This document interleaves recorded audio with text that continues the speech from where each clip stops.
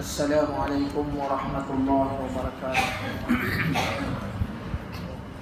Bismillahirrahmanirrahim. Alhamdulillahi rabbil alamin wa bihi nasta'in. Wassalatu wassalamu ala asyrafil anbiya'i wal mursalin wa ala alihi wa sahbihi ajma'in. Rabbi shrah li sadri wa yassir li amri wahlul 'uqdatam min lisani yafqahu qawli. Rabbana iftah bainana wa baina qaumina bil haqq wa anta khairul fatihin wa la hawla wa la quwwata illa billahil 'aliyyil 'azim. Subhanaka la 'ilma lana illa ma 'allamtana innaka antal 'alimul hakim.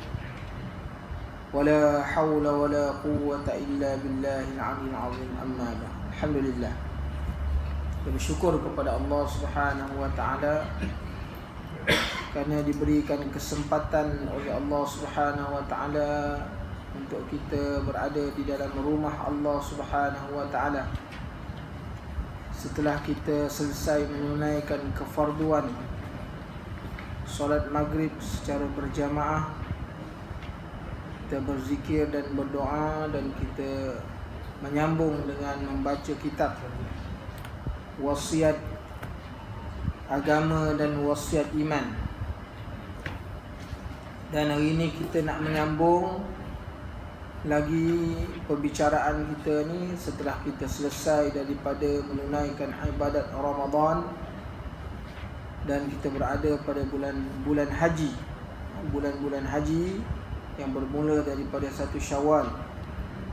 Mudah-mudahan Allah Subhanahu wa taala menjadikan perhimpunan kita dan perpisahan kita di dalam keberkatan dan rahmat Allah Subhanahu wa taala, insya-Allah. Kita masuk kepada tajuk bersyukur atas nikmat perpaduan. Kalau kita masuk pada hari raya itu dia kata syukur selalu. Ada. Masuk dalam bersyukur. Jadi kenapa disuruh kita ni bersyukur dengan nikmat perpaduan?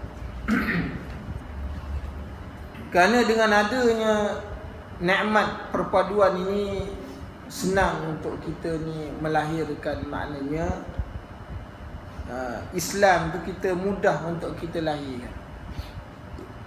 Dan mudah untuk kita ni menzahirkan agama. Ya, kalau tak ada perpaduan ni payah nak zahirkan agama. Nak zahirkan syiar tak boleh. Masuk masjid, masjid tutup. Ya, ada pula masjid yang lambang-lambang yang lain. Macam mana tuan-tuan? Muslimin dan muslimat yang dirahmati Allah. Jadi zaman Rasulullah sallallahu alaihi wasallam ada namanya Masjid Dirar. Masjid Dirar ni ialah masjid yang dibina kerana untuk menimbulkan kemudaratan kepada orang Islam. Tu Masjid Dirar. Rasulullah ketika mana zaman Rasulullah tu dia telah merobohkan, dibina oleh orang kafir. Masjid tersegar indah.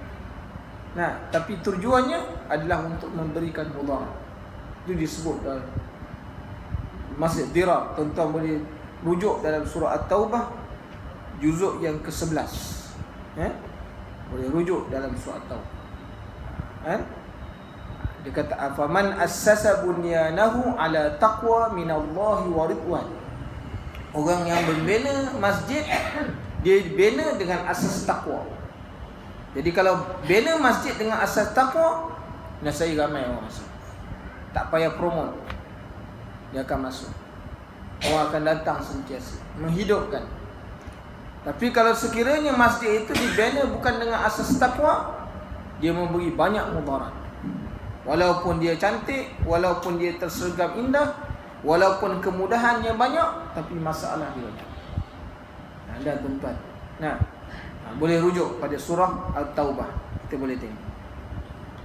Dan firman Allah Subhanahu wa taala, "Wazkuru ni'matallahi 'alaikum idh kuntum a'da'an fa'allafa baina qulubikum. Dan ingatlah kurniaan Allah kepada kamu ketika kamu dahulu bermusuh-musuhan, lalu Allah persatukan di antara hati kamu dengan agama Islam. Jadi kita tengok sejarah manusia ni tuan-tuan, sebelum datangnya agama, sebelum datangnya Rasulullah sallallahu alaihi wasallam membawa agama Islam tu, manusia ni Allah porak-poranda. Dia tak boleh salah sikit. Nah, kerana binatang ternakan dia boleh berperang. Itu sebab kerana dia kabilah banyak. Masing-masing kabilah ni nak menegakkan. Satu contoh yang paling mudah kalau kita tengok, sebelum daripada Rasulullah diangkat menjadi Rasul, peristiwa bagaimana runtuhnya Kaabah. Kan? Kaabah ni runtuh. Mana dalam banjir besar berlaku bagaimana nak meletakkan Hajar Aswad. Itu adalah contoh yang paling mudah kepada kita, bagaimana satu tragedi yang hampir-hampir berlaku peperangan besar. Masing-masing kabilah kata, aku adalah orang yang paling layak untuk meletakkan Hajar Aswad di tempat asal. Jadi itu kita tengok tuan-tuan, bagaimana masalah sikit je. Nah, ni kita tengok bagaimana jahiliyahnya orang-orang itu. Kerana dalam masalah yang sikit, mereka boleh berperang, boleh berbunuh. Sehingga mereka ni telah bersepakat, maknanya lantik satu orang. Siapa yang paling awal masuk, maknanya mereka adalah orang yang dilantik untuk menghakimkan. Itu sebabnya pintu Syaibah. Kalau tuan-tuan tengok, siapa yang mereka telah bersepakat, siapa yang masuk daripada pintu Syaibah di Masjidil Haram tu, di Baitullah tu, mereka dia adalah nanti. Maka pintu Syaibah ni, tuan-tuan tengok pintu Syaibah ni, dia berhadapan dengan maknanya berhadapan dengan Multazam. 10 bulatan dia pintu Syaibah. Dulu ada tanda-tanda, sekarang dah tak ada dah. Salah satu daripada tempat yang dimustajabkan doa, iaitu maknanya pintu Syaibah. Jadi Rasulullah masuk dekat situ daripada pintu Syaibah, maka mereka telah melantik Rasulullah yang digelar dengan sabit Al-Amin untuk menghakimi mereka. Jadi kita tengok tuan-tuan, datangnya tu, itu sebelum Islam.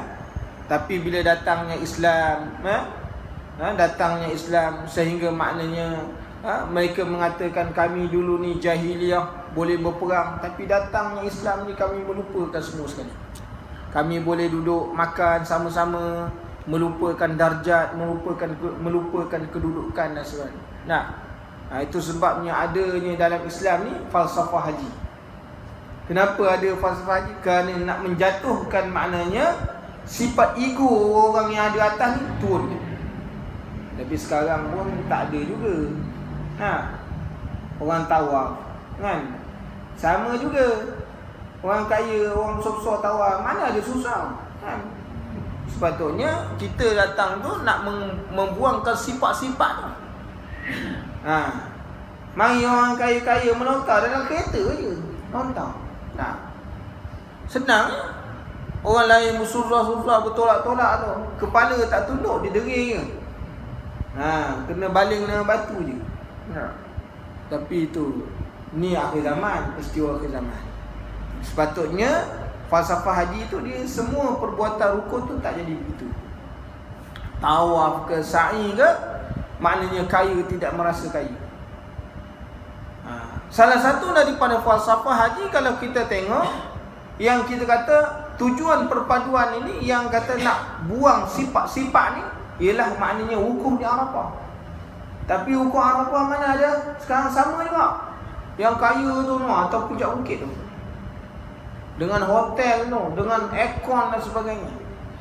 Allah, tak ada rasa juga.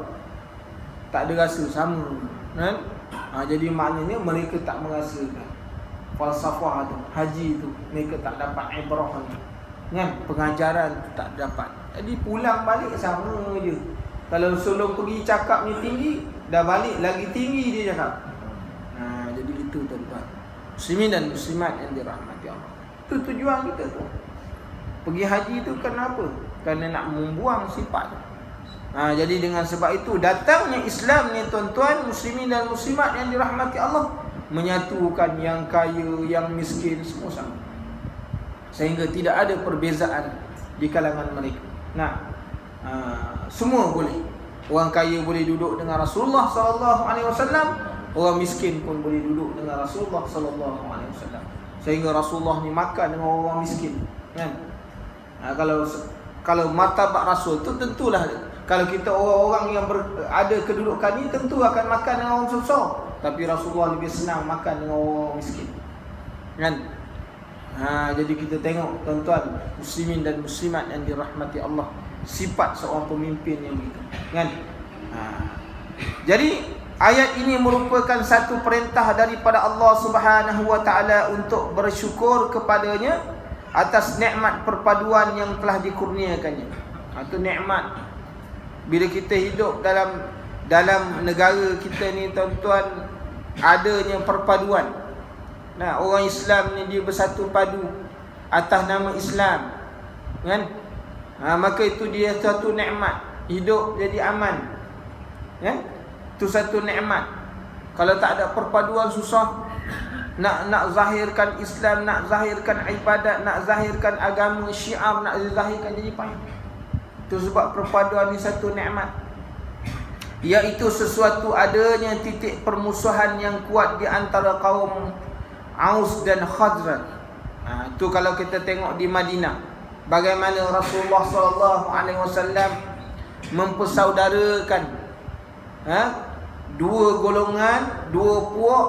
Mereka ni sering bersengketa sebelum datangnya Islam. Puak Aus, Khazraj pun macam tu juga, berperang.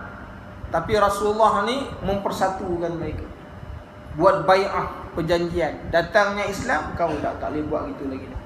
Kerana Islam ni bersaudara, kan? Kita tak boleh berbunuh-bunuh, tak boleh bersengketa di antara satu sama lain.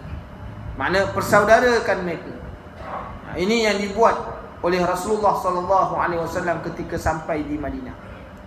Dan di antara seluruh bangsa Arab umumnya.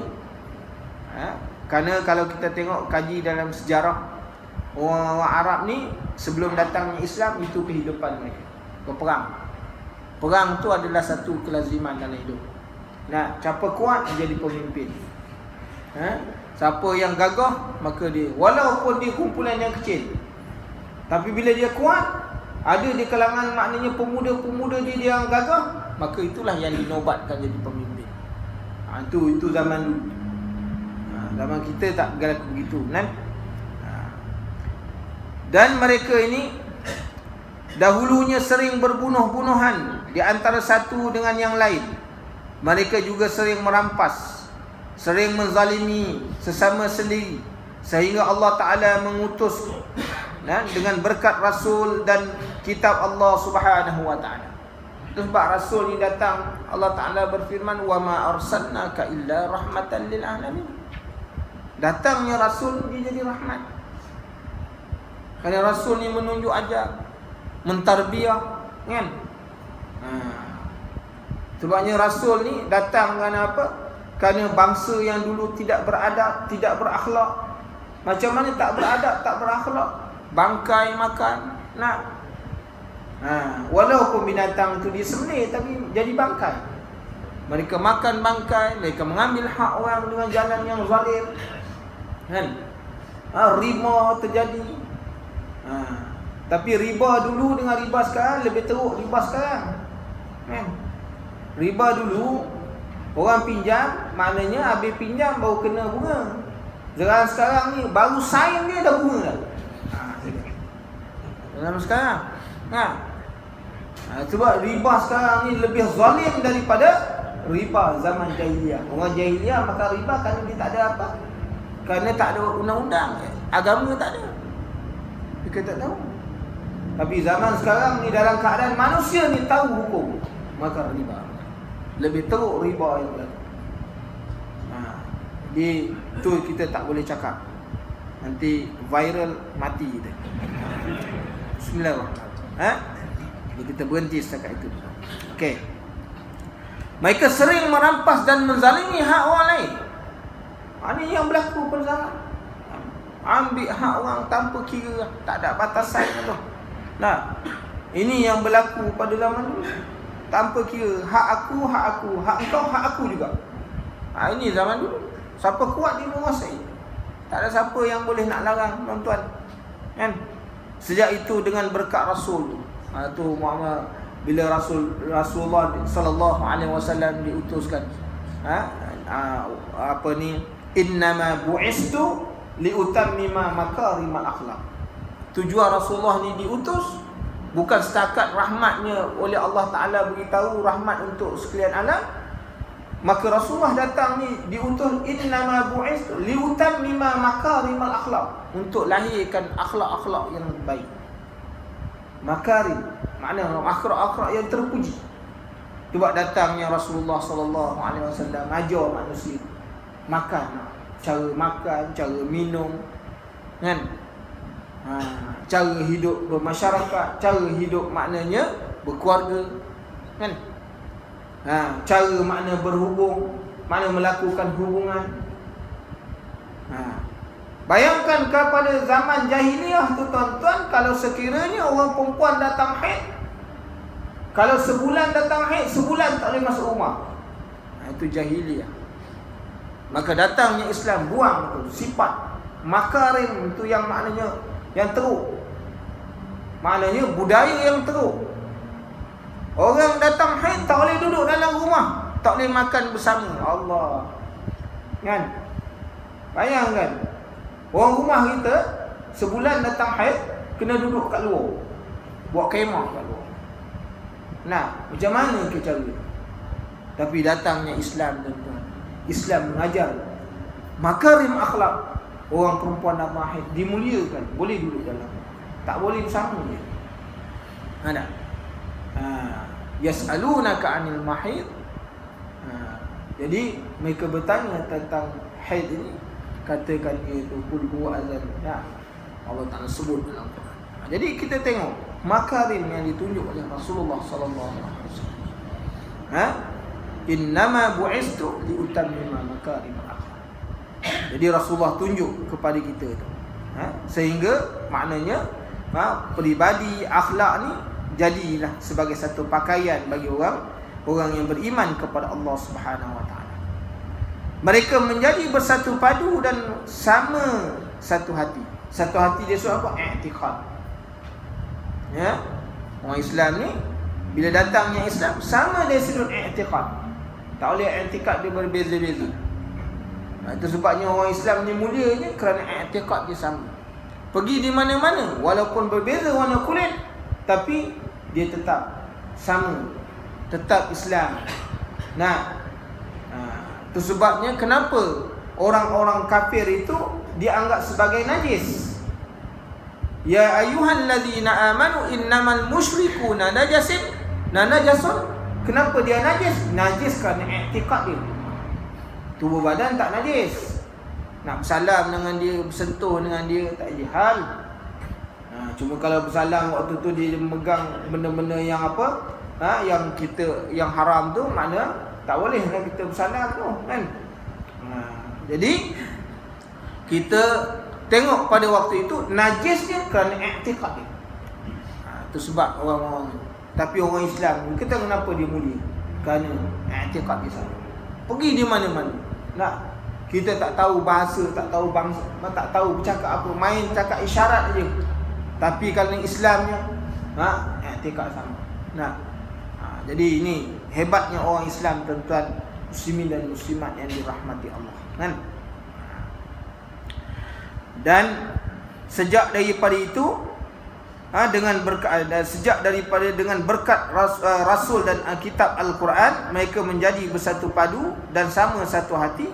Maka segala bibit-bibit permusuhan dan dendam kesumat pun lenyaplah, dan segala rupa fitnah dan maknanya pembaikotan pun hilang. Mana pulau suka pulau memulau. Jadi kalau ada dalam masyarakat kita ni sikap pulau-mengulau, itu bukan ajaran Islam, tuan-tuan. Islam tidak mengajar kita yang demikian. Pulau orang ni, pulau orang ni, pulau orang ni, bukan. Nah. Ideologi berbeza itu ala kulihan. Nah. Ikhtilaf. Di kalangan ulama pun kita dia ada ikhtilaf. Ulama-ulama sendiri pun ada makna berselisih pendapat. Di kalangan ulama Hambali, di kalangan ulama Syafi'i, di kalangan ulama Maliki, berselisih pendapat, tapi selisih pendapat mereka tidak bawa kepada maknanya perpecahan dan pergaduhan. Contohnya tuan-tuan, kita ambil dalam waktu kita dalam bulan Syawal ni. Nah, Imam Malik berpegang tegak sampai dia meninggal dunia, dia berpegang, makna beriktikad dia, makna dia punya pegang pendapat dia bahawa puasa 6 ni hukumnya makruh. Sampai mati dia punya fatwa ni macam tu. Nah, mazhab lain kata, Syafi'i kata tak makruh sunat. Nah, alasannya Imam Malik kata kenapa maknanya dia jadi makruh? Mana boleh maknanya orang puasa 6 dapat maknanya pahala setahun, dapat ganjaran seperti mana puasa setahun. Dan 6 kan ni datang setahun lah. Nah. Khilaf. Syafi'i kata dah, aku tak pegang itu. Sedangkan Imam Syafi'i belajar dengan Imam Malik. Nah,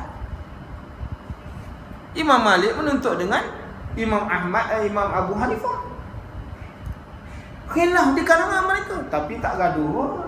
Nah, tak sampai pulau, oh kau ni puak Abu Syafi'i. Tak ada, tuan-tuan. Zaman kita ni terlalu ekstrim. Dia ekstrim. Kerana apa?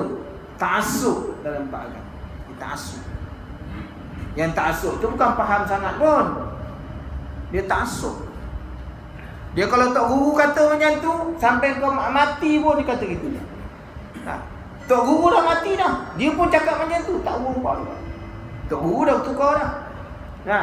Tok Guru kata aku dah minum teh dah. Tak, aku tetap TO je. Walaupun Tok Guru tu kan. Ini dahsyatnya tuan-tuan, ta'assub orang zaman sekarang ni. Zaman kita tengok zaman ulama mereka ni. Sehingga kan ada di kalangan ulama-ulama Mu'tazilah bertukar kepada azam ulama Hanafi. Mereka tidak ta'assub, tuan-tuan. Tak sampai pecah belah itu kan. Berbunuh-bunuh tak gitu. Ada kita ni yang jadi ta'assub kerana apa? Jadi tak faham tentang agama. Tuntutan. Boleh makna-makna kita ni. Makna dalam bab khilaf di kalangan apa ni, pendapat boleh berbeza-beza. Tapi dalam bab Islam jangan berbeza. Jadi ni kita. Itu sebabnya bila jadi begitu, hilangnya perpaduan di kalangan orang Islam. Hilang perpaduan tu jadi lemah. Perpaduan hilang jadi lemah. Kerana orang kadang tak ada makna, tak ada kesatuan lagi, makna farraqu bainahum, mereka jadi berpecah belah. Itu susah. Sebab disentuh di dalam kitab ni oleh syekh kita ni, disentuh tentang bab perpaduan yang ada satu perkara yang penting yang perlu diberikan perhatian oleh orang-orang yang beriman kepada Allah Subhanahu wa taala. Mana mereka bertukar kulit menjadi saudara seagama, menyokong tugas-tugas Rasulullah sallallahu alaihi wasallam dan mendukung syiar-syiar Allah Subhanahu wa taala. Bukankah semua itu disebabkan nikmat Islam? Jadi dengan sebab nikmat Islam ni tuan-tuan, kita ni semuanya jadi baik. Kan? Jadi baik kita ni dengan nikmat Islam. Jadi kita boleh ikut siapa-siapa je jadi imam. Yang pentingnya dia Islam. Kan? Saya pergi ada satu masjid hari tu, balik pergi mengantar rumah. Masjid dia tu orang Bangla jadi imam.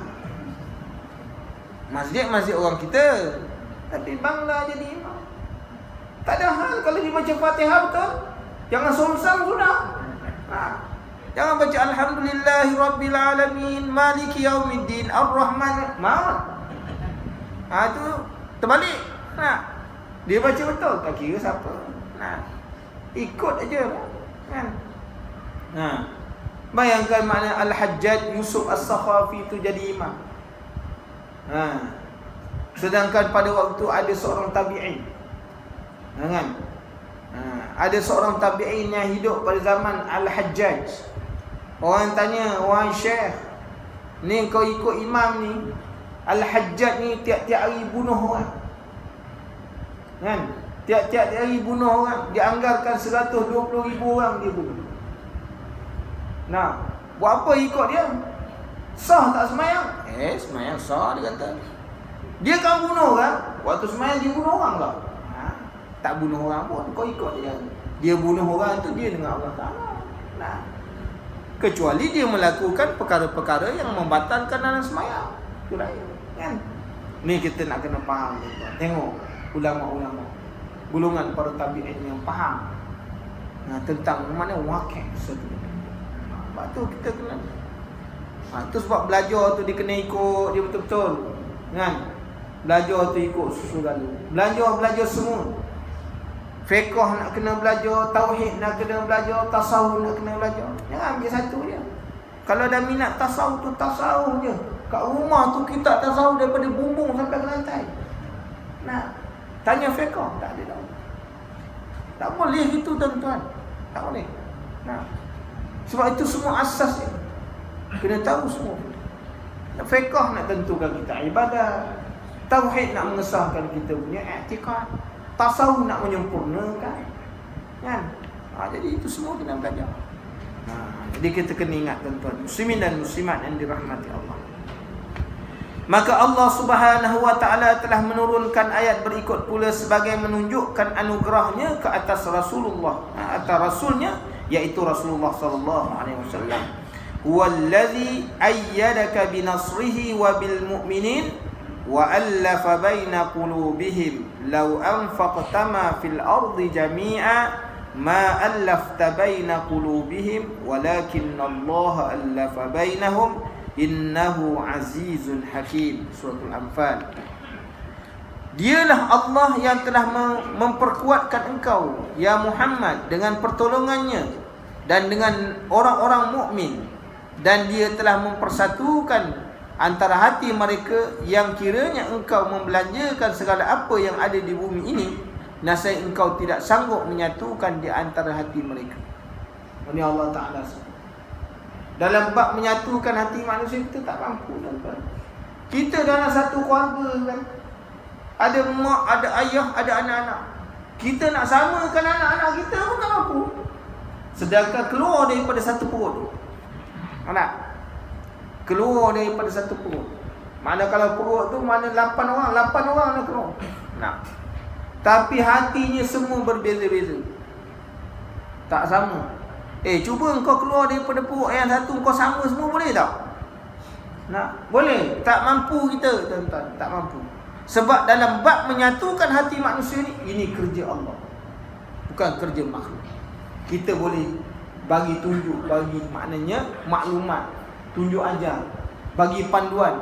Kerja ni nak menyatukan, ini bukan tugas manusia. Bukan tugas manusia. Yang menghadirkan tuan-tuan pada hari ini bukan kerja saya. Ini semua kerja Allah. Orang ramai ke orang tak ramai itu sebabnya seorang maknanya muallim, dia tidak boleh sempit hati. Bila dia mengajar tak ramai. Ada mengajar ramai. Dia tak boleh sempit hati. Kerana tugas dia maknanya dakwah. Yang menghadirkan itu bukan tugas dia. Kerana ini Allah Ta'ala yang menggerakkan hati-hati manusia supaya sampai. Ada orang untuk guru mengajar 3 orang nak murid. Mati seorang, kena kanser seorang. Ada yang tinggal darah tinggi, lambat sikit. Sebab masa raya makan daging kurang, lambat sikit. Tinggal seorang, tok guru mengajar face to face. Rupa-rupanya tok guru jalan dulu. Rupanya kanser tahap 4. Tuan muslimin dan muslimat yang dirahmati Allah, manusia tak mampu buat. Ini bukan tugas manusia tuan-tuan. Sebabnya dalam bab Allah kita jangan rasa sempit hati. Kalau kita sebagai ketua keluarga, jangan sempit hati. Tengok anak kita begini-begini, jangan sempit hati. Tugas kita ni bagi tarbiyah, bagi tunjuk ajar. Ini tugas Allah, mohon dengan Allah. Kan? Kita tak mampu nak meluruskan tuan-tuan. Itu sebab ingatan kepada ibu ayah yang ada anak-anak. Tengok anak ni, Allah, tu ustaz pening kepala ustaz. Jangan sempit hati. Jangan sempit hati dengan keadaan yang demikian. Tengok, belajar bagaimana kehidupan orang-orang yang sedang. Para sahabat radhiyallahu anhu, hatta Rasulullah sallallahu alaihi wasallam sendiri dalam keluarga ini. Hatta Rasulullah, dia punya apa? Sepupu dia sendiri, bapa saudara dia sendiri. Kita belajar dengan kehidupan Rasulullah sallallahu alaihi wasallam. Nak buat macam mana? Soal hidayah bukan soal kita. Kita nak meluruskan orang, nak betulkan orang, itu bukan soal. Kita boleh tunjuk aja. Ini tugas kita tuan-tuan. Supaya ada maknanya alasan kita depan Allah SWT. Kita dah beri pendidikan agama, berikan ini, anak jadi tak lain seperti yang kita kehendaki. Jangan susah hati, minta dengan Allah. Kita tanggungjawab kita lepas dah. Aku dah beri tunjuk ajar, dah beri gini, begini, tak jadi juga. Ini mungkin. Dan sebab itu Allah Ta'ala sebut kepada kita, wa'lamu annama amwalukum wa auladukum fitnah. Beritahu awal-awal, engkau ada harta, ada anak, ni semua ujian dekat kau. Tak semestinya apa yang kau hendak, kau boleh dapat. Semua jadi ujian. Jadi dengan sebab itu tuan-tuan, ada orang yang anak dia semua jadi, itu ujian juga. Ujian juga. Ujian kepada dia. Jadi semua anak-anak dia orang baik-baik, ujian juga.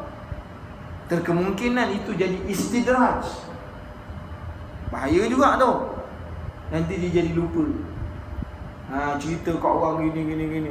Jadi timbul pasal riak.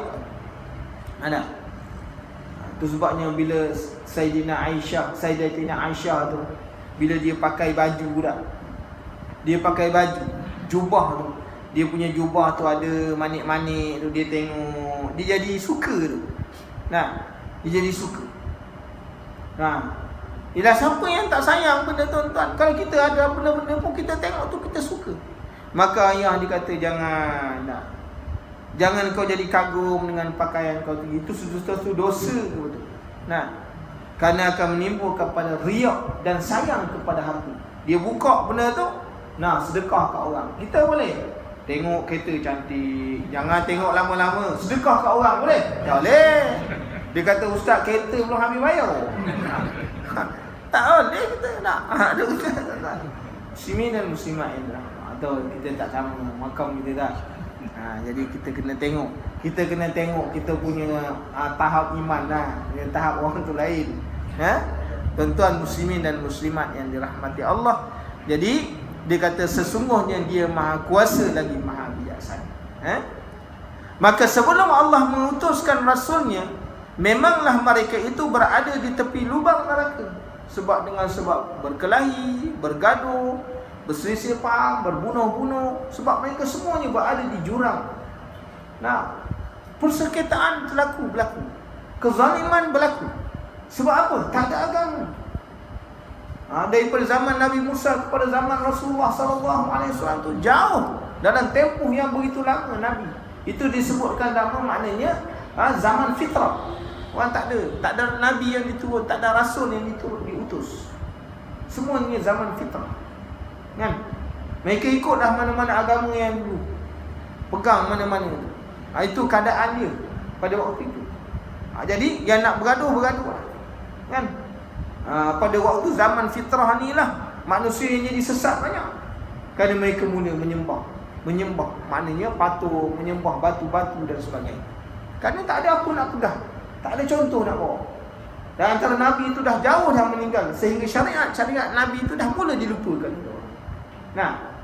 Maknanya kita ni dengan Rasulullah SAW dah jauh dah Rasulullah meninggalkan kita. Tetapi Rasulullah kata, aku meninggalkan. Kalau aku tak ada pun aku meninggalkan. Al-ulama, dia warasatul anbiya, dia waris aku. Maka kau tengok dia, kau ikut dia, dan saya kau tak sesat.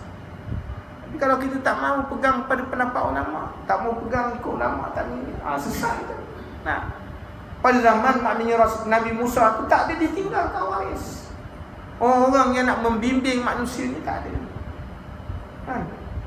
Jadi dengan sebab tu mereka hilang punca. Buat maknanya mereka merasakan bahawa dengan mengambil patung-patung tu, itulah cara yang terbaik. Untuk makna mewujudkan hubungan dia dengan Allah Ta'ala, mesti ada satu benda yang jadi maknanya dia punya hubungan. Rupanya jadi sama.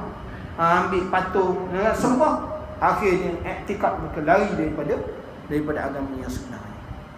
Jadi tuan-tuan, muslimin dan muslimat yang dirahmati Allah, iaitu disebabkan kekufuran mereka terhadap Allah Ta'ala dan penyembahan mereka terhadap berhala-berhala. Ini zaman penyembahan berhala. Abdullah bin Luwai, itu orang yang mula-mula sekali memperkenalkan maknanya patung kepada orang Arab jahiliah untuk disembah. Kan? Itu orang yang pertama sekali yang memperkenalkan untuk patung ni disembah. Abdullah bin Luwai. Sebab Rasulullah tengok, aku melihat Abdullah bin Luwai di dalam neraka mengheret patung-patung. Kerana dialah, dengan sebab dialah manusia menyembah. Kerana dialah orang yang mula-mula memperkenalkan.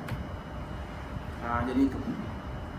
Itu sebabnya dahsyatnya manusia tu pada waktu itu, dengan sebab tak ada agama ni tuan-tuan.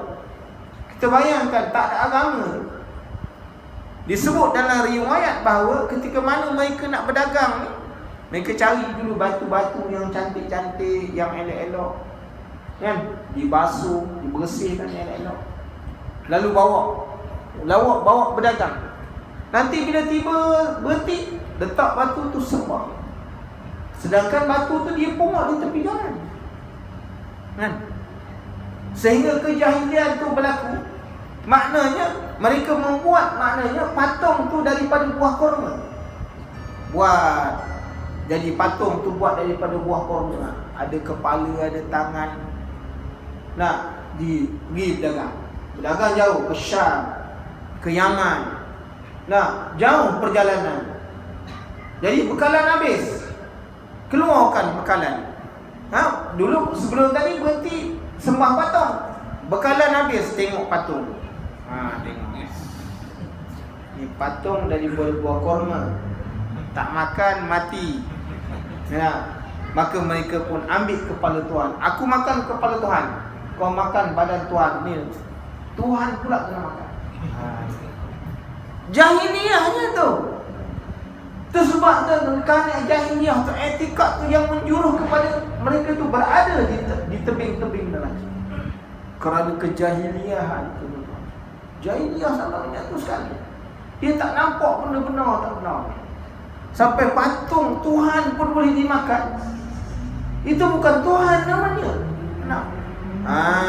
Jahiliyah sampai kepada peringkat dia tak tahu nak membezakan.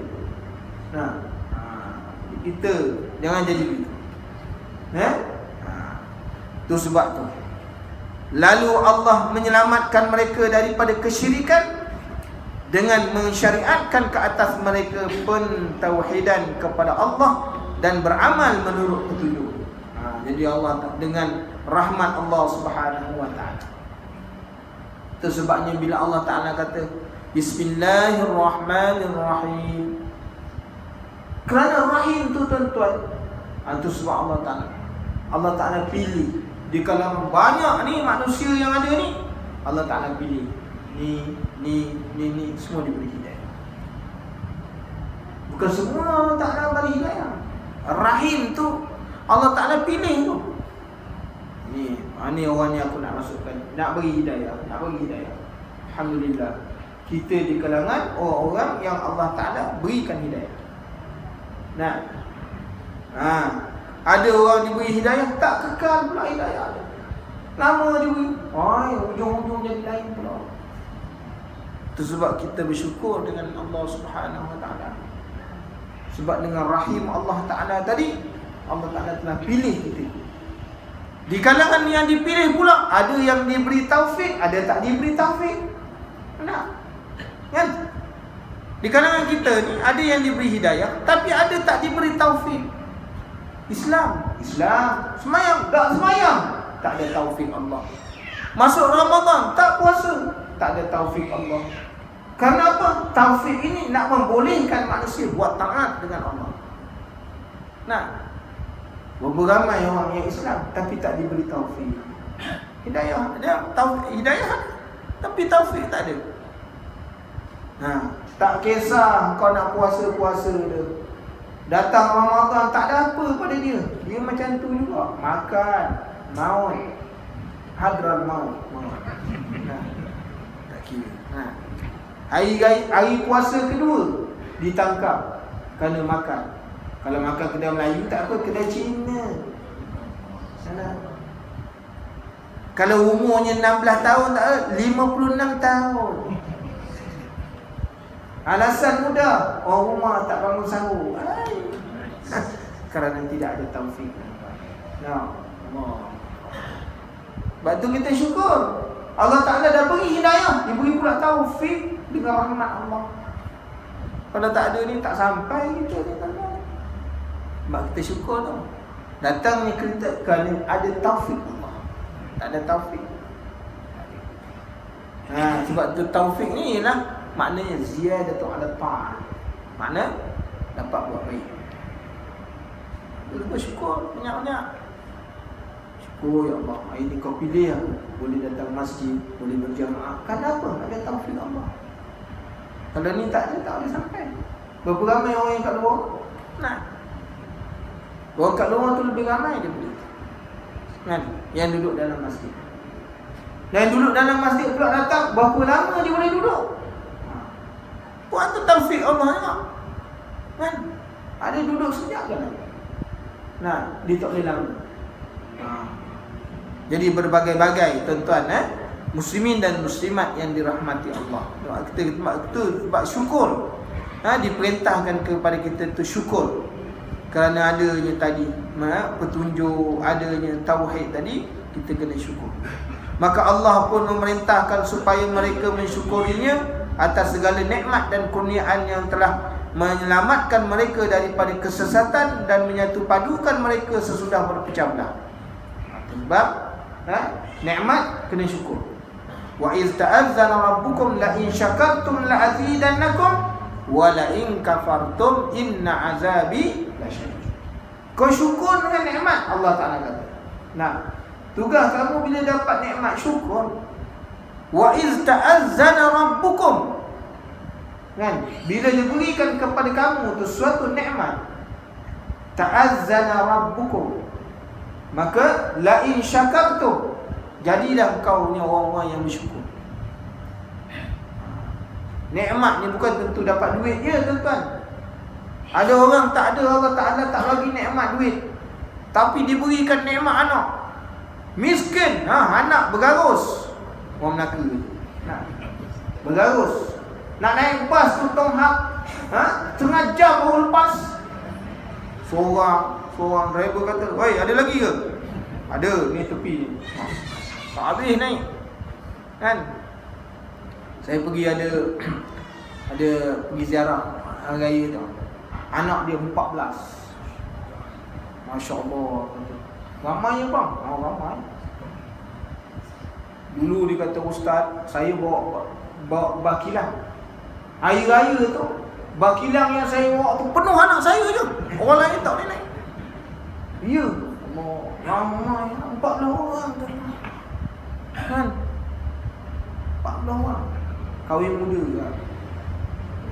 14 orang kita kata mak datuk ramai. Sehingga dia kata waktu tu bakilan dia bawa bakilan orang lain. Dia ada kereta. Kan? Nak balik kampung. Kan? Kereta lama. 14 orang disumbat. Sampai tercabut semua. Polis pun tengok. Dia kata, "Ni siapa ramai?" "Ni anak saya." Ramai pula. Polis pun pening kepala. Macam mana nak balik ni, dah tercabut semua. Allah. Tu dia cerita tu. Allah, kita tengok, Masya Allah. Tapi dah isterinya muda lagi sekarang, tapi hidup senang. Oh susah 4 orang. Nah, kita yang seorang pun susah, kan? Kita tengok Allah Ta'ala gembira, hati sentiasa gembira, ceria je kita tengok dia. Datang ke surau ceria, waktu belajar ceria. Allah, nikmat Allah Ta'ala bagi nikmat. Duduk rumah bapa ni, ada orang duduk rumah batu tak ceria. Dia kata ni penjara. Rumah batu tapi tak ceria. Allah, nikmat tuan-tuan. Ada orang itu. Jadi nikmat ini dia berbagai-bagai. Nah, ada orang diberi, dia tak ada duit, anak tak ada, tapi Allah tak ada bagi nikmat sihat. Tak pernah sakit. Sakit demam-demam biasa, tapi penyakit-penyakit kronik ni tak ada. Senang ibadat, semua boleh. Allah, nikmat tuan-tuan, nikmat. Kan? Jadi nikmat tu berbagai-bagai. Tapi nikmat yang paling besar ialah nikmat iman wal Islam. Tak ada nikmat ni, semua tak ada makna. Tak ada makna. Kereta besar ke, rumah besar ke, harta banyak ke, anak pinak banyak ke, tak ada makna. Kerana inilah nikmat iman wal Islam inilah yang menjamin kesinambungan dia hidup untuk jadi bahagia, saadah sampai bertemu dengan Allah Ta'ala. Tak ada ni susah. Benar? Itu nikmat iman dan Islam. Sebab bila kita diberi nikmat iman dan Islam, maka kita kena jaga. Jangan sampai nikmat tu dicabut oleh Allah. Itu sebab kita kena memahami tuan-tuan, muslimin dan muslimat yang dirahmati Allah. Maka di samping maknanya mengencam mereka supaya menjauhkan diri daripada punca-punca pecah belah dan salah faham itu setelah mereka merasakan nikmat perpaduan dan kesepahaman. Itu bila Allah Ta'ala wala in syakartum inna azabi lasyadid. Kiranya kamu kufur dengan nikmat yang kami beri, nikmat perpaduan diberi, nikmat keamanan diberi, kita kufur dengan nikmat, buat benda-benda yang tak betul, jadi masalah.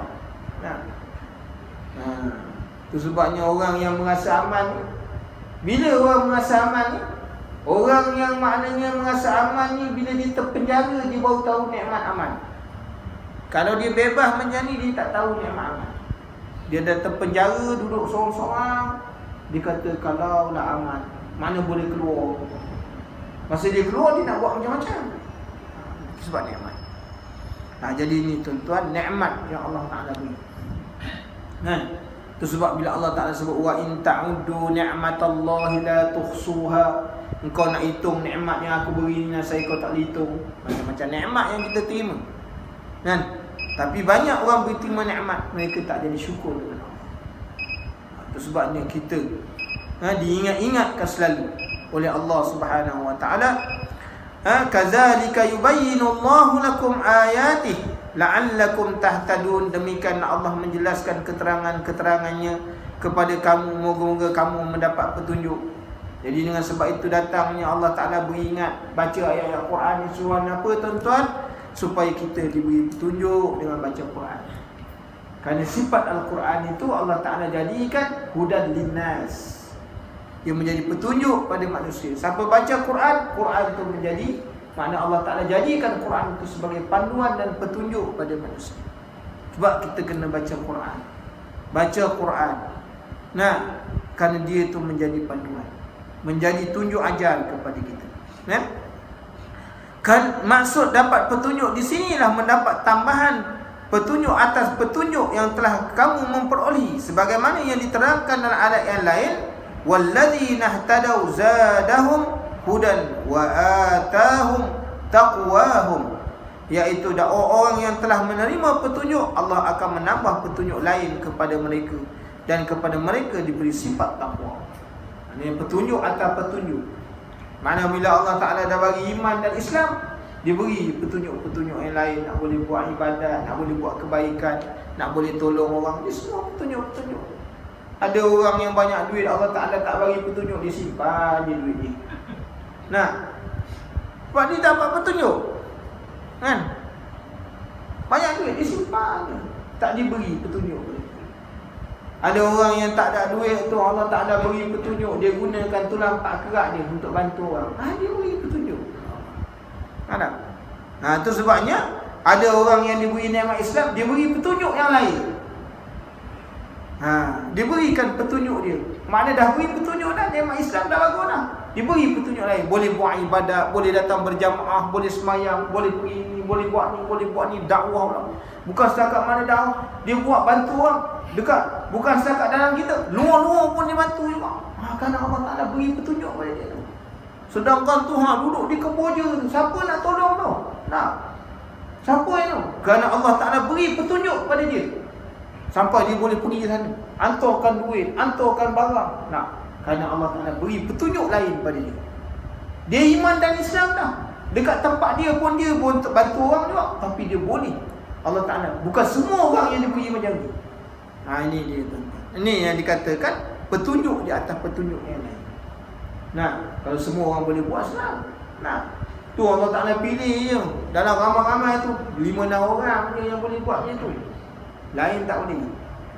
Yang ni dikatakan bahawa mereka dan mereka diberi petunjuk dan kepada mereka diberi takwa. Apa itu takwa? Iaitu nak buat taat, tinggalkan perkara yang dilarang, buat perkara-perkara yang baik yang diperintahkan oleh Allah Subhanahu Wa Taala. Ini kesan dia. Kesan dia bila Allah Ta'ala maknanya memberi nikmat kepada seseorang. Jadi insya-Allah panjang umur kita akan sambung lagi bicara kita berdakwah untuk berbuat baik. Kenapa kita disuruh berdakwah? Dakwah ni disuruh dalam hidup kita kenapa? Adakah dakwah ni hanya khusus untuk yang nama ustaz je, yang nama muallim je, yang nama orang tok-tok guru je? Tak. Jadi dakwah ni adakah semua orang kena buat? Nanti kita akan bicarakan insya-Allah sekiranya dipanjangkan umur oleh Allah Subhanahu Wa Taala dalam pertemuan yang lain insya-Allah. Bismillahirrahmanirrahim. Alhamdulillahirabbil alamin. Wa bihi nasta'in. Wassalatu wassalamu ala asyrafil anbiya'i wal mursalin wa ala alihi wa sahbihi ajma'in. Allahumma zidna wa la tanqusna wa akrimna wa la tuhinna wa a'tina wa la tahrimna wa asirna wa la tu'sir alaina wa rabbina wa anna. Subhanakallahumma wa bihamdika asyhadu an la ilaha illa anta astaghfiruka wa atubu ilaik. Subhana rabbika rabbil izzati amma yasifun wa salamun alal mursalin walhamdulillahi rabbil alamin. Barakallahu fikum. Assalamu alaikum warahmatullahi wabarakatuh.